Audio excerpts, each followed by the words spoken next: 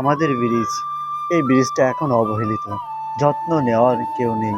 অযত্নে অবহেলায় ব্রিজের বিভিন্ন অংশ আস্তে আস্তে করে খসে যাচ্ছে। ব্রিজটা না থাকলে আমাদের যে কি দুর্দশা বা দুর্ভোগ হবে সেটা আমরা বুঝতে পারবো। ব্রিজটা যখন চলাচলের জন্য অকার্য হয়ে পড়বে, আবার আগের মতো বাঁশের সাঁকোই করে চলতে হবে আমাদের। তাই এখন উচিত ব্রিজের সংস্কার করা আমাদের নিজ উদ্যোগে।